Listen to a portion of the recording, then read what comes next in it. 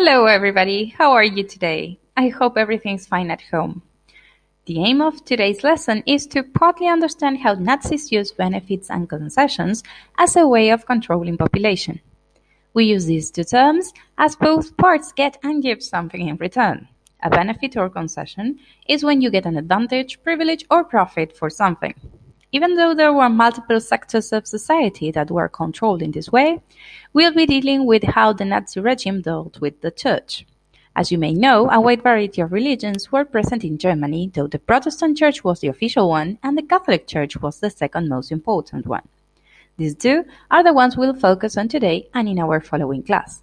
To begin with, in most respects, the Christian and Nazi approach to life seem poles apart.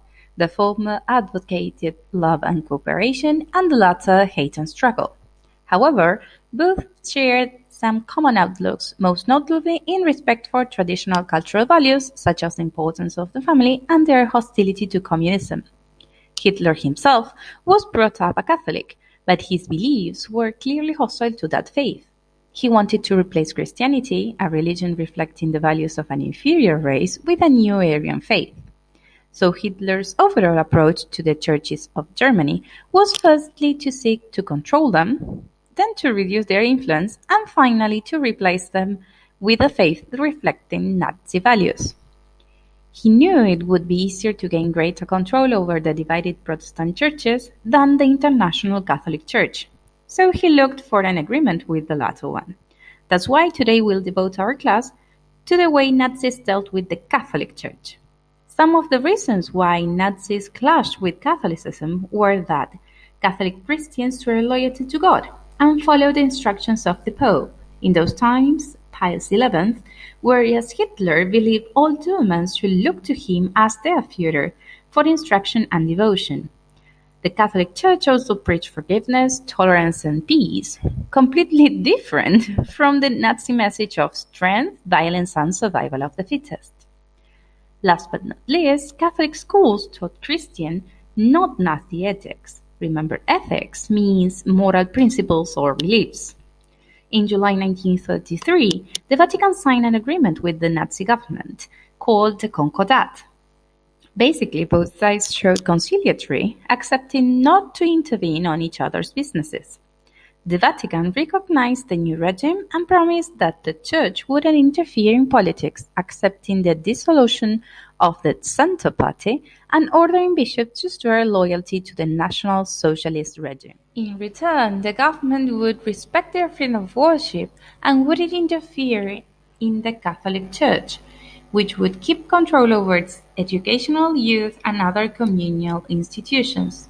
Nevertheless, by the end of the 1930s, Hitler changed his mind and began to persecute the Catholic Church. Priests were harassed and arrested, Catholic schools were closed or brought into line with state schools and curriculum.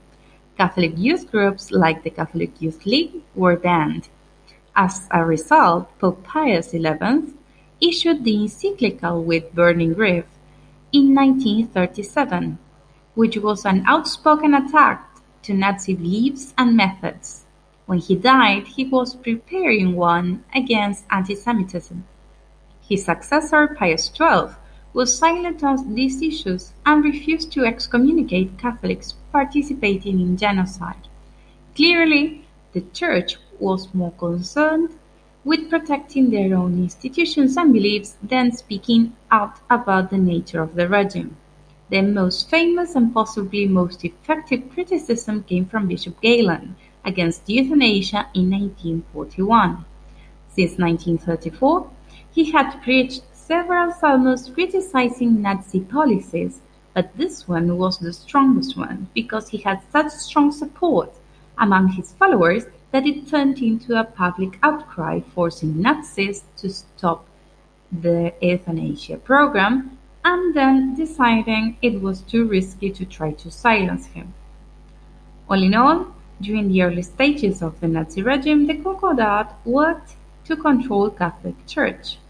Later, the Nazis particularly targeted the young in their attempt to reduce its influence.